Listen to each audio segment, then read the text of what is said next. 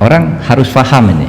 Assalamualaikum warahmatullahi wabarakatuh. Warganet yang berbahagia, kita bersyukur hidup di Indonesia sebagai negara yang merdeka, sebagai tanah air kita. Mari cintai tanah air kita ini agar kita bisa melaksanakan perintah Allah dengan sebaik-baiknya. Dengan tingkat kepuasan yang akan sampai 82,2%, banyak yang meyakini, analis politik satu suara mengatakan bahwa Jokowi adalah Kingmaker 2024. PDI Perjuangan dan Partai Demokrat kian dekat. Pertemuan Puan Maharani dan juga Agus Harimurti menjadi babak baru hubungan kedua partai yang selama ini dikenal tidak akur dan kerap berseberangan. Kedua partai menyatakan saling menghormati posisi politik masing-masing saat ini. Partai Banteng dengan baca pres Ganjar Pranowo, sementara Demokrat yang berlambang Mercy mengusung Anies dengan koalisi perubahan. Namun sebagian pihak meyakini bukan tidak mungkin Demokrat akan berubah haluan. PDIP Demokrat rekonsiliasi, Anies gigit jari. Agus Harimurti Yudhoyono dan Puan Maharani bersama jajaran elit PDI Perjuangan dan Partai Demokrat menggelar pertemuan dalam rangka menjalin komunikasi politik. Sebelumnya Puan dan AHY sempat berolahraga pagi. AHY datang dari Sudirman Tamrin, sementara Puan berolahraga dari Jalan Denpasar, Kuningan, Jakarta Selatan. Dan kami berharap bahwa pemilu ke depan ini adalah pemilu damai, pemilu yang gembira, pemilu yang bisa membuktikan bahwa pesta demokrasi rakyat itu adalah pestanya seluruh rakyat Indonesia. Politik rekonsiliasi semacam ini sangat dibutuhkan dan dinantikan oleh masyarakat Indonesia. Masa depan adalah milik kita, generasi muda. Mbak Puan adalah salah satu tokoh pemimpin politisi perempuan yang hebat, lengkap rekam jejaknya, baik di parlemen maupun di pemerintahan. Tentunya banyak hal yang bisa beliau sampaikan dan kita diskusikan bersama. Kami pun demikian, saya termasuk yang ingin terus memberikan manfaat dan juga berperan dalam kehidupan bermasyarakat, berbangsa dan bernegara dengan latar belakang yang berbeda, tetapi sekarang dalam dunia politik yang sama. Mudah-mudahan silaturahim tadi tentu tidak hanya membicarakan politik praktis, politik pemilu 2024, tetapi banyak lagi isu kebangsaan, isu negara, dan isu rakyat yang bisa kita rajut bersama. Menurut Sekjen PDI Perjuangan Hasto Kristianto, dialog antara PDI Perjuangan dengan Demokrat dilakukan secara konstruktif karena dialog ini penting untuk membahas kepentingan berbangsa dan bernegara di masa depan. Ya, tadi itu adalah potret kebersamaan antara Mbak Puan Maharani dan juga Mas AHY dalam pertemuan yang berlangsung kemarin. Memang Ketua DPP PDI Perjuangan Puan Maharani kembali menegaskan bahwa Ketua Umum Partai Demokrat Agus Harimurti Yudhoyono menjadi salah satu bakal calon wakil presiden Ganjar Pranowo. Sebelumnya nama AHY juga disebut Puan saat konferensi pers saat Rakernas PDI Perjuangan. Cawapres, Mbak Cawapres, kami belum menerima proposal apapun, namun sudah memahami dan mengetahui untuk adanya usulan nama dari partai yang kemudian mengusulkan. Jadi kalau proposal itu kan seolah-olah kertas hitam putih ada tulisannya bahwa ini segala macam. Enggak, usulan tersebut tentu saja akan kami tampung. Nama-nama yang waktu itu saya sebutkan, salah satunya bacawa presnya Mas AHY di Partai Demokrat, juga masuk radar PDI Perjuangan. Jadi ya ini kita akan cermati perkembangannya, bagaimana ke depannya, siapa yang kemudian kira-kira cocok dengan PDI Perjuangan, siapa yang cocok dengan baca presnya PDI Perjuangan Mas Ganjar Pranowo.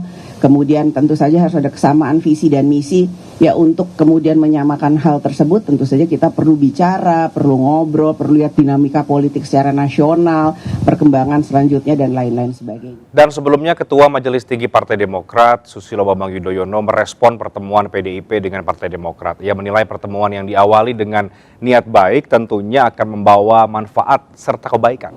Partai Demokrat merespon ajakan dari Mbak Puan PDIP untuk melakukan pertemuan dan berbincang-bincang. Partai Demokrat selalu berpendapat pertemuan yang berangkat dari niat baik, tujuan yang baik, membahas masalah-masalah bangsa tentu ada guna. Kita akan membahas lebih jauh lagi setelah pertemuan antara PD Perjuangan dan juga Partai Demokrat. Kemana arah kedua partai ini? Benarkah Demokrat tetap akan bersama dengan koalisi perubahan atau justru bisa berubah haluan? Dan seperti apa posisi PD Perjuangan sekarang kalau kemudian mulai membangun kembali hubungan baik dengan Partai Demokrat? Kita akan diskusikan dengan 3 narasumber saya yang bergabung di studio mengikuti dengan baik. Apa yang menarik menurut Bang Panggi dari pertemuan kemarin? Apakah itu sudah babak baru antara kedua partai yang memang bisa berlanjut lagi, atau menurut Anda ya sebatas sampai pertemuan kemarin saja? Kalau kita lihat memang ada orang mengatakan mazhab pertamanya wajah baru PDIP yang lebih banyak merangkul ya, tidak eksklusif tapi inklusif. Terbukti PDIP dengan P3, PDIP dengan Perindo, PDIP dengan Demokrat. Hari ini selama ini kan dianggap PDIP ini partai maksudnya karena golden ticket ya, merasa bisa sendiri, ternyata memang mulai merangkul itu gitu pelan-pelan. Yang kedua, apakah ini sebatas silaturahmi biasa atau ini akan ada pertemuan yang lebih serius gitu. Untuk kalau memang sebenarnya Bang Reinhardt kalau melihat posisi hari ini ya Demokrat, kalau ingin serius betul ya, AHY memang dipastikan bisa menjadi cawapresnya Mas Ganjar misalnya. Itu memang artinya koalisi perubahan ada kemungkinan ya langkah politiknya mati gitu. Artinya tidak ada lagi peluang untuk membangun koalisi karena tidak mencapai tiket poros itu. Tapi seberapa besar jaminan itu diberikan oleh PDIP kepada Mas AHY? Karena kompetisinya di cawapresnya Mas Ganjar ini besar juga. Misalnya dari P3 menyodorkan nama Sandiaga Uno, kemudian dari PAN menyodorkan Erick Thohir, kemudian dari Perindo sendiri ada TGB, kemudian ada Nazarudin Umar dan seterusnya. Nah ini seberapa besar memang bergening Mas Ganjar itu bisa punya peluang menggandeng Mas AHY. Nah ini kuncinya jawabannya ada sama Bu Mega menurut saya. Karena koalisi PDIP ini, koalisi keberlanjutan, itu bukan koalisi yang setara. Berbeda dengan koalisi perubahan. Kalau koalisi perubahan kan sahamnya sama, veto playernya sama, kingmakernya sama, sahamnya equal, setara. Tidak, sehingga itulah yang membuat hari ini Anies pun, kan ada basa-basi politiknya, cawapres diserahkan ke Anies. Tapi Anies pun tidak bisa menentukan. Pak Surya Paloh juga nggak bisa menentukan. Akhirnya hari ini galau koalisinya yang terjadi di koalisi perubahan. Karena tidak ada yang bisa punya veto player. Berbeda dengan koalisi. Galau, akhirnya ada pertemuan dengan PD Perjuangan. Nah gitu itu kan? mungkin saja, bisa saja terlalu lama galaunya, tidak ada yang bisa memutus. Koalisinya Bang Ahmad Basyara itu berbeda. Dia tidak setara. Artinya P3 nggak bisa maksa Sandi, PAN nggak bisa maksa Erick Thohir gitu. Termasuk Perindo pun nggak bisa kan berkoalisi tanpa syarat kan. Artinya kunci cawapres itu ada sama Bu Mega. Pertanyaannya adalah sejauh mana likability, preferensinya Bu Mega, chemistry-nya senang dengan Mas AHY. Itu persoalannya. Tapi di luar soal cawapres, Bang Panggi, maaf saya potong. Menurut Anda apa yang membuat akhirnya kedua partai ini sebetulnya bisa ketemu? Yang selama ini kita tahu, publik kenal, ini ada di posisi politik yang kerap kali berseberangan kan? Ya memang dalam politik persamaan kepentingan sih. Meskipun apa yang disampaikan mohon maaf oleh Mas Hasto misalnya, kan politik memang susah dipegang ya. Tapi ada ideologi yang kita menarik dari PDIP kan. Tapi persoalannya Mas Hasto kan pernah bilang bahwa tidak akan berkoalisi dengan dua partai, yaitu PKS dan Demokrat. Kalau Demokrat itu alasan historikal yang bisa menjelaskan ya tadilah. Kemudian yang PKS kan karena blok ideologis yang terlalu jauh, rentang antara nasionalis dengan Islam, progresif dengan nasionalisnya dan seterusnya.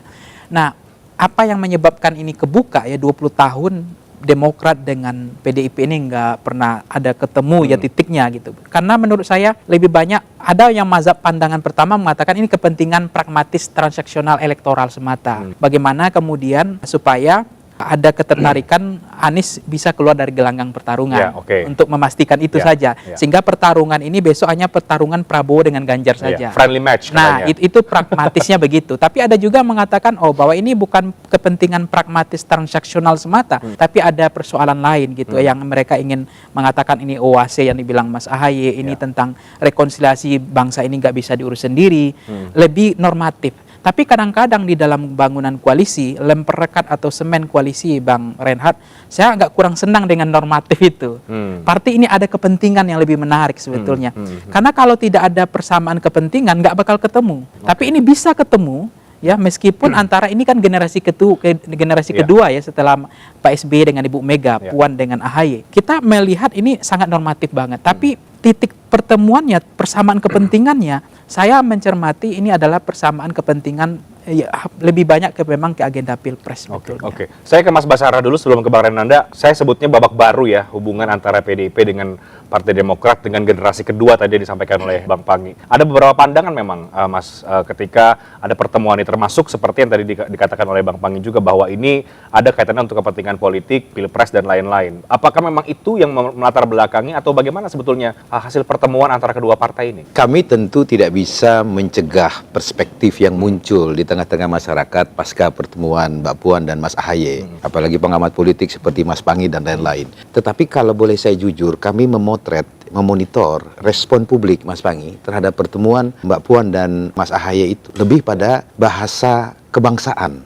Jadi tidak melulu pertemuan aktor-aktor politik harus terjemahkan dengan bahasa politik. Karena yang kami lihat di medsos dan lain sebagainya, respon terhadap pertemuan Mbak Puan dan Mas Ahaye itu lebih pada bahasa moral kebangsaan. Kenapa? Karena di situ mereka melihat pesan-pesan kebangsaan. Pertama, bahwa ternyata tuduhan kepada PDI Perjuangan selama ini sebagai partai politik yang katanya arogan, tidak mau bersilaturahmi, tidak mau bertemu dengan partai politik lain, wabil khusus dengan Partai Demokrat yang selalu diisukan ada sekat tebal yang tidak membuat kami bisa bertemu, itu gugur dengan sendirinya. Ya, saya kira sebelumnya kita juga dapat melihat pertemuan Bu Mega dengan Pak SBY itu acap kali. Saya mencatat betul sejak era Pak Taufik Kemas dulu, bahkan ketika Ibu Ani wafat ya di 2019, Bu Mega hadir melayat di pemakaman. Begitu Pak Taufik Kemas meninggal dunia di 2013 juga hal yang sama dilakukan. Jadi sebenarnya pertemuan Mbak Puan dan Mas Ahaye itu adalah mengkonfirmasi ketidakbenaran asumsi-asumsi yang berkembang di tengah masyarakat kita tentang hubungan antara Pak SBY dengan Ibu Mega dan Partai Demokrat dengan PDI Perjuangan. Ditambah kalau saya membuka catatan politik pilkada kami, Mas Pangi, itu tercatat sekitar 28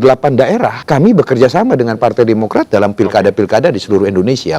Jadi catatannya adalah, Mas Reinhardt, pertemuan Mbak Puan dan Mas Ahaye seyogyanya tidak melulu diterjemahkan dalam bahasa politik ya, tetapi kita melihat dalam bahasa persaudaraan, bahasa silaturahmi yang memberikan pembelajaran kepada masyarakat luas bahwa perbedaan-perbedaan politik di masa lalu ataupun agenda-agenda politik yang mungkin saja berbeda antara Partai Demokrat dengan PDI Perjuangan tidak menutup ruang bagi kita semua untuk terus merajut silaturahmi.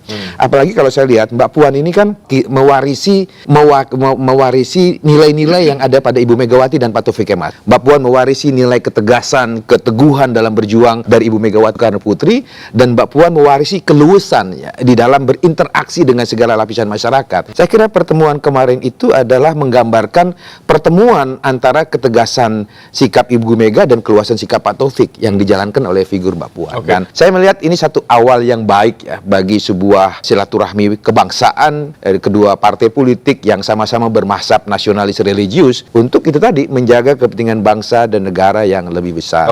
Ya, saya ke Bang Renanda sekarang. Tadi kita bicara soal rekonsiliasi. Nah, setelah ini disebut rekonsiliasi antara PDIP dengan Demokrat, apa setelahnya? Kan begitu ya. Yang kemudian akhirnya perspektif publik itu jadi bertanya-tanya, ini Demokrat jangan-jangan berubah haluan begitu kan, yang sesuai dengan pertanyaan dari dialog kita pada malam hari ini, Bang. Ya gini, yang penting kita hari ini kita syukuri dulu nih pertemuan ini. Tentu tadi sudah disampaikan, mulai dari Pak SBY, Mas Ahaye, kader-kader semua menyambut baik pertemuan ini. Dan sebagaimana disampaikan oleh Mbak Puan, ini pertemuan yang pertama tapi pasti bukan yang terakhir, kata Mbak Puan. Kami setuju, kami menanti pertemuan selanjutnya. Berarti ada lagi nanti ya? Ya pasti ada, insya Allah. Karena kan Mbak Puan sudah sampaikan dan Mas Ahaye menyambut baik itu.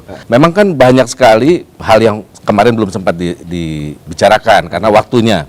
Kemarin juga Mbak Puan sempat bilang bahwa ini kalau nggak ingat bahwa teman-teman wartawan nunggu nih, kami sebenarnya masih asik nih ngobrol. Jadi saya rasa ke depan tentu kita ikuti terus perkembangan seperti apa, pembicaraan antara dua tokoh politik ini, dan kemudian dari kami tentu tadi ditanyakan itu ke depan saya nggak bisa berandai-andai ya, tetapi artinya tentu semua termasuk kader-kader menunggu apa yang nanti bisa bicarakan, dan kemudian juga tadi tentu konteksnya tidak bisa hanya melulu ya 2024 politik pemilu, tetapi tetap bagaimanapun juga ini kita nantikan apa yang kemudian nanti menjadi pembicaraan lebih dalam antara Mbak Puan dan Mas Ahaye. Tidak mau berandai-andai, tapi di sisi yang lain sekarang masih bersama dengan Koalisi Perubahan. Ini belum menjawab pertanyaan bahwa apakah kemudian Demokrat bisa pindah haluan sebetulnya, Bang Renanda, setelah pertemuan dengan PDI Perjuangan. Ya, intinya begini, per hari ini sampai hari ini kami masih di Koalisi Perubahan. Kami masih ingin terus mengawal, memastikan bahwa ini perahu ini, kapal ini bisa berlayar. Selama kapal ini kami pastikan bisa berlayar, dan kemudian kemudian kita semua nih di dalam koalisi ini bisa menjalankan kesepakatan yang sudah disepakati,